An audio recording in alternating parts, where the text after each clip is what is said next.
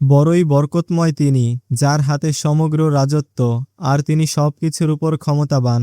তিনি মৃত্যু ও জীবন সৃষ্টি করেছেন, যাতে তিনি তোমাদের পরীক্ষা করেন, তোমাদের মধ্যে কে সবচেয়ে ভালো কাজ করে। আর তিনি মহাশক্তিশালী, অতি ক্ষমাশীল। তিনি 7 আসমান স্তরে স্তরে সৃষ্টি করেছেন। হে দর্শক, তুমি কি রহমানের সৃষ্টিতে কোনো ত্রুটি দেখতে পাও? একবার চোখ তুলে তাকাও। তুমি কি আকাশে কোনো ফাটল দেখতে পাও? তারপর বারবার তাকাও। তোমার দৃষ্টি প্রতিবারই ব্যর্থ ও ক্লান্ত হয়ে ফিরে আসবে।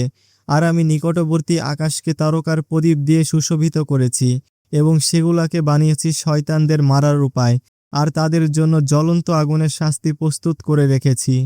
যারা তাদের প্রতিপালককে অস্বীকার করেছে, তাদের জন্য আছে জাহান্নামের শাস্তি, আর তা কতই না খারাপ ঠিকানা। যখন তাদের এতে নিক্ষেপ করা হবে, তারা এর ভয়ঙ্কর শব্দ শুনবে, আর তা উত্তেজনায় ফুটতে থাকবে। মনে হবে যেন ক্রোধে ফেটে পড়বে। যখনই কোনো দল এতে নিক্ষিপ্ত হবে, জাহান্নামের প্রহরীরা তাদের জিজ্ঞাসা করবে, তোমাদের কাছে কি কোনো সতর্ককারী আসেনি? তারা বলবে, অবশ্যই এসেছিল, কিন্তু আমরা তাকে মিথ্যা বলেছিলাম, আর বলেছিলাম, আল্লাহ কিছুই নাজিল করেনি, তোমরা তো বড় বিভ্রান্তিতে আছো।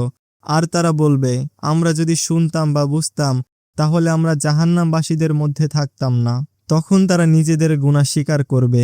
অতএব জাহান্নামবাসীদের জন্য রহমত থেকে দূরত্বই আছে। নিশ্চয়ই যারা না দেখে তাদের প্রতিপালককে ভয় করে, তাদের জন্য আছে ক্ষমা ও বড় প্রতিদান। তোমরা কথা গোপনে বলো বা প্রকাশ্যে বলো, তিনি তো অন্তরের গোপন বিষয়ও জানেন। যিনি সৃষ্টি করেছেন তিনি কি জানবেন না?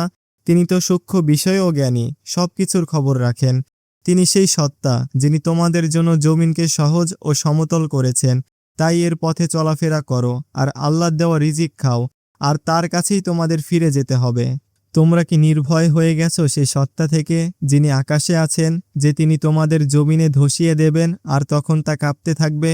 অথবা তোমরা কি নির্ভয় হয়েছ যে তিনি তোমাদের উপর পাথর ভরা ঝড় পাঠাবেন? তখন তোমরা জানতে পারবে আমার সতর্কবাণী কেমন ছিল।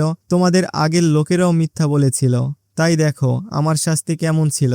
তারা কি তাদের উপরে পাখিদের দেখে না, যারা ডানা মেলে ধরে, আবার গুটিয়েও নেয়? রহমান ছাড়া কেউ তাদের ধরে রাখে না। নিশ্চয়ই তিনি সবকিছু দেখেন।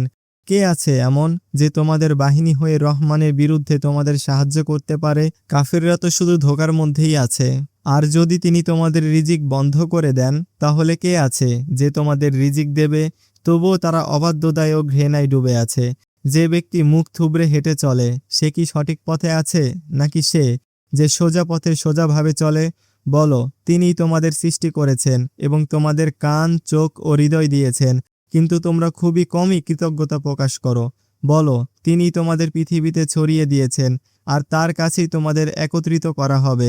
কাফেররা বলে, যদি তোমরা সত্যবাদী হও, তাহলে বলো, এ কিয়ামতের প্রতিশ্রুতি কবে পূর্ণ হবে? বলো, এর জ্ঞান তো একমাত্র আল্লাহর কাছেই, আর আমি তো শুধু স্পষ্ট সতর্ককারী। যখন তারা দেখবে শাস্তি এসে গেছে, তখন কাফেরদের মুখ বিকৃত হয়ে যাবে, আর বলা হবে, এই তো তা যা তোমরা চাইছিলে। বলো, যদি আল্লাহ আমাকে ও আমার সঙ্গীদের ধ্বংস করেন, অথবা আমাদের উপর দয়া করেন, তাহলে কে কাফেরদের যন্ত্রণাদায়ক শাস্তি থেকে রক্ষা করবে? বলো, তিনিই রহমান, আমরা তার উপর ঈমান এনেছি এবং তারই উপর ভরসা করি। তোমরা শীঘ্রই জানতে পারবে কে স্পষ্ট বিভ্রান্তিতে আছে। বলো, যদি তোমাদের পানি শুকিয়ে যায়, তাহলে আল্লাহ ছাড়া কে আছে যে তোমাদের জন্য পরিষ্কার পানির উৎস নিয়ে আসবে?